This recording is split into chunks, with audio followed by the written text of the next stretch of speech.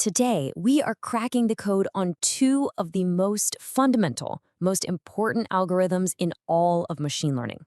Seriously, if you're prepping for a job interview or you just want to finally understand how AI really works under the hood, you are in exactly the right place. Let's do this. So, have you ever wondered how a website can predict the exact price of a house just based on its size, but then a completely different system can predict something totally different, like whether or not you're going to click buy now on that thing in your cart? I mean, they seem like completely different problems, right? One is a specific number, and the other is just a simple yes or no. Well, it turns out the magic behind both of these predictions comes down to two surprisingly simple, yet incredibly powerful machine learning algorithms.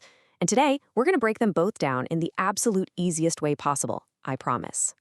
Okay, first up, let's talk about linear regression. Now, the best way to think about this one is to just picture a simple, straight line. That's it. That's the core idea. So the technical term for it is a supervised learning algorithm. And all that really means is that we train it using data that already has the right answers, so it can learn the patterns. Its main job, its whole purpose in life, is to predict what we call continuous values. Things like prices or temperatures or sales numbers, basically anything on a sliding scale. So here's the absolute key idea you need to remember. It is all about finding a relationship between two things and then drawing a line to represent that relationship. That line becomes our prediction machine. It's really that simple at its core. We just fit a line to our data so we can predict a number. And you see this everywhere. If we know the size of a house, we can probably predict its price. If we know how many years of experience someone has, we can take a good guess at their salary. The algorithm learns the simple pattern: as one thing goes up, the other thing tends to go up, or down in a predictable, straight line kind of way. And here's how it works visually. No crazy math needed. Just imagine you plot all your data on a graph, say house size on the bottom and price on the side. Well, linear regression just finds the one single straight line that slices through those dots and gets as close as possible to all of them. Once you have that perfect line, you can use it to predict the price for any new house size you want. All right, let's switch gears and look at our second algorithm. Meet the decision tree.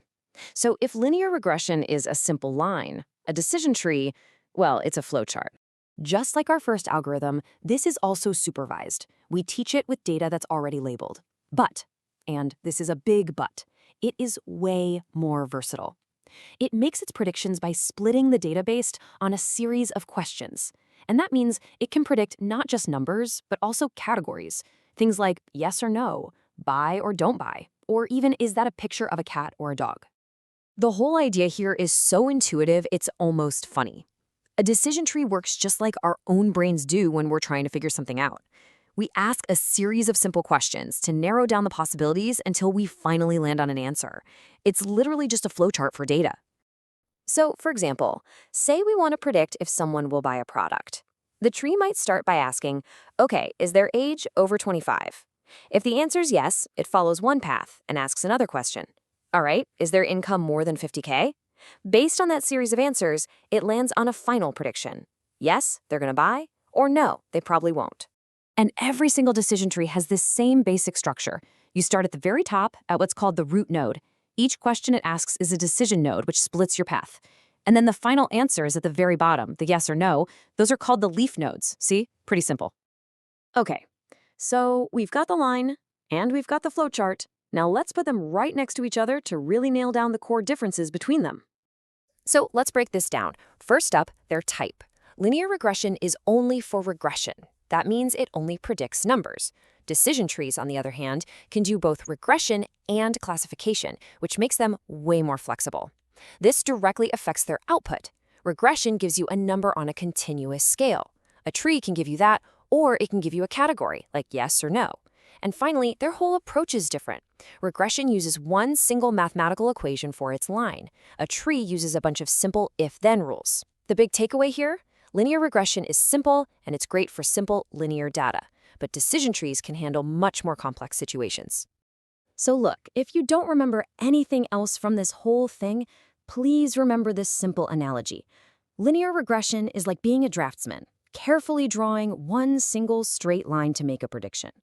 A decision tree, though, that's like being a detective, asking a whole series of targeted yes or no questions to crack the case. Let's bring this all back to that e-commerce example from the beginning. An online store would use linear regression to answer the question based on this user's browsing, how much money are they going to spend? It's predicting a number.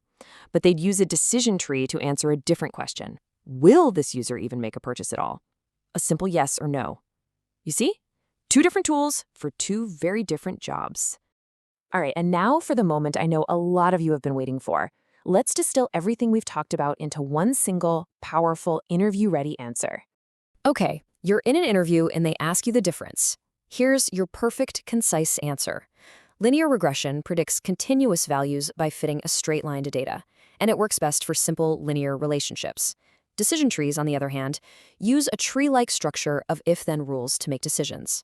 They're more flexible because they can handle both classification and regression, and they can capture much more complex, non-linear patterns. That answer right there, it's gold. It's short, it's accurate, and it shows you understand not just what they do, but also their key strengths and weaknesses. So, to wrap this all up, I'm going to leave you with a little question to chew on. Let's say we're trying to predict tomorrow's stock price, a very specific number on a continuous scale. Based on everything we just covered, which algorithm would you reach for first? And there you have it, linear regression versus decision trees, totally demystified. Hey, if you found this helpful for your learning journey or your interview prep, do me a favor and hit that subscribe button. We've got a ton more explainers just like this one coming your way. Thanks so much for tuning in.